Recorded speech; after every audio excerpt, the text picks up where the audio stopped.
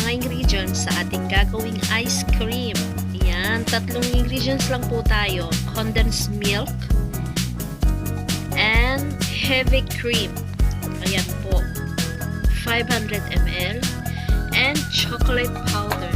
Ayan. Kahit anong powdered chocolate po nasa sa inyo. Pwede rin po yung cocoa. Ayan. So, ako kasi gusto ko mas creamy yung chocolate tapos mas tastier. So, I prepare this chocolate. Ayan, chocolate powder. So, yan lang po ang ating mga ingredients. Condensed milk, chocolate powder, and heavy cream. Ayan po, 500 ml. Ayan, 3 ingredients lang po tayo. Gagawa po tayo ng ice cream. Okay, start na po tayo. Ayan guys, first, ayan, cream.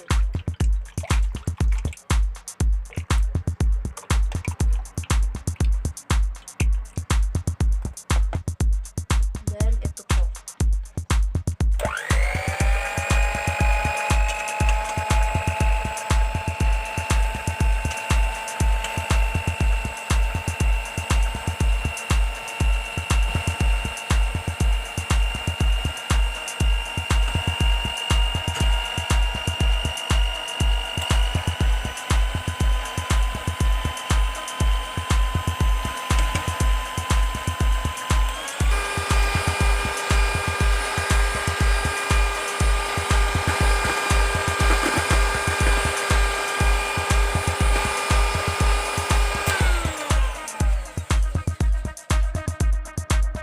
Guys, next, condensed milk.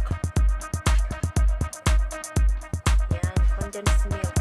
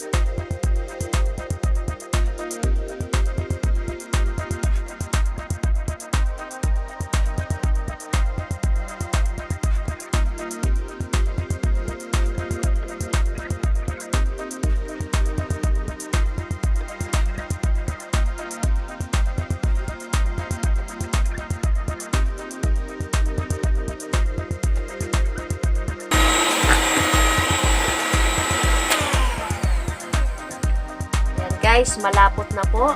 Ayan. Bulang-bula na. Halo ko na po ng maayos. Ngayon, ilalagay naman natin ito sa lagay. Ayan. Pwede rin po natin ilagay sa cups. Ayan.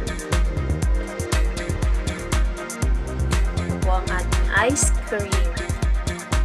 Chocolate ice cream.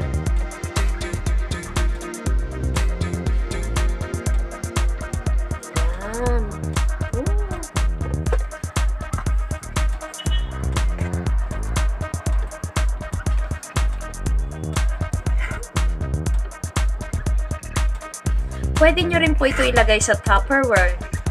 Sa malinis na Tupperware, yung plastic. Yan.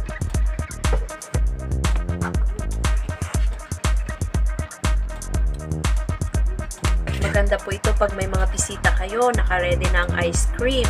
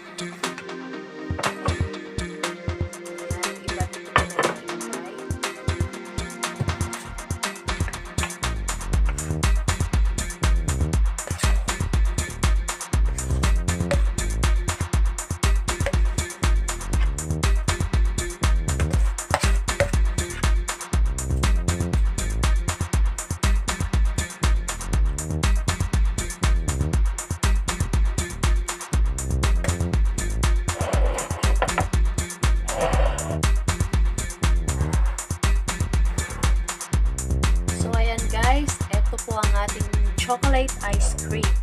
Ayan. Ilagay po natin ito sa freezer 6 to 7 hours. Ayan po. Ilagay po natin sa freezer. Okay.